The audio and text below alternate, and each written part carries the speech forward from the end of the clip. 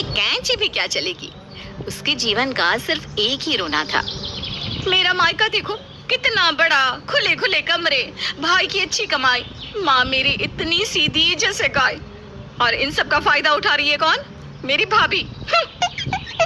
अरे तो ब्याह कर लाया है तुम्हारा भाई, फायदा क्या, बीवी है उसकी, और तुम्हें कौन सी कमी लग रही है यहाँ? कमी? माँ को सुनाए अपनी, सारा दिन टर्राती रहती है, और तुम्हारी बहन पता नहीं कब लड़का पसंद आएगा और निकलेगी यहाँ से। ससुर जी को तो पता नहीं क्या हुआ है, हर वक्त बहू बहू करते रहते, और एक तुम। फिर शुरू हो गई। अरे शादी ही ना करती अगर मायका इतना पसंद था तो। वैसे भी 2 महीने से तो वहीं रह रही थी। तभी फोन की घंटी बजती है और रीटा किसी से फोन पर बातें करते ही खुश हो जाती है। क्या हो गया, बड़ी खुश दिख रही हो?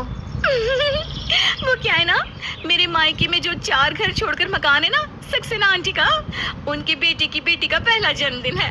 आंटी ने बुलाया है तो मैं जा रही हूँ अपने मायके। अरे यार कैसी बात कर रही हो, क्यों जा रही हो? 2 महीने बाद अब तो आई हो।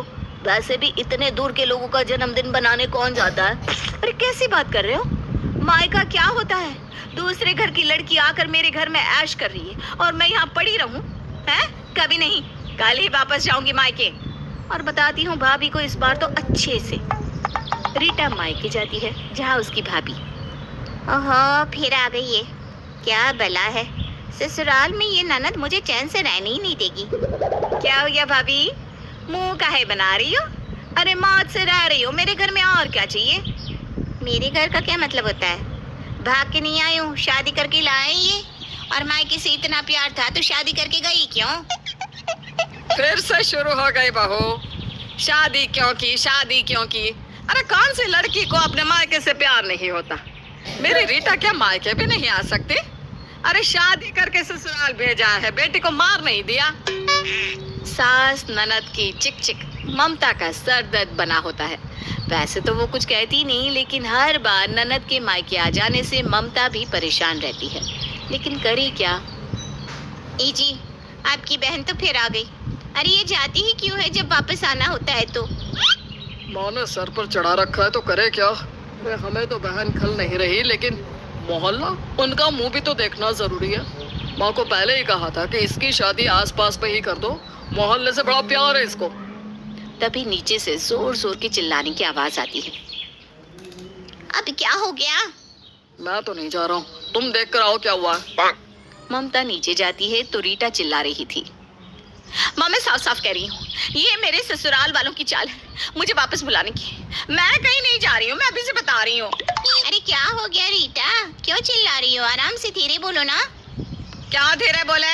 अरे क्या है धीरे बोले? इस घर में चिल्ला चिल्ला कर बड़ी हुई है ये।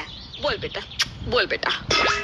मेरी सास ने नाटक किया है कि बीमार है और ये वापस बुला रहे हैं, लेकिन मेरी किस्मत ममता भाभी जैसे कहा कि मर्जी से रहो, जितना मर्जी रहना है। मैं कहाँ रह रही हूँ, मुझे तो मायके गए जमाना हो गया। हाँ तो ससुराल इतना अच्छी जगह और खुला डुल्ला मिल जाए तो क्यों चाहोगी? बस काम ही क्या है, खाना बनाया खिलाया फिर पसर गए कमरे में। अरे मेरे ससुराल में तो सास ससुर के लिए खड़ा रहना पड़ता है, कभी कुछ चाहिए कभी कुछ, ऊपर से ननद भी सर पर। मेरी कौन सी ससुराल में है, आए दिन तो यहीं पड़ी रहती है। अरे क्या मन में बोली जा रही हो भाभी? जाओ चाय लेकर आओ, माथा भन्ना रहा है हमारा।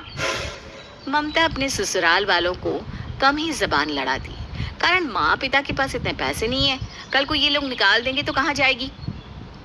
ठीक है बैठो, ला रही हूँ।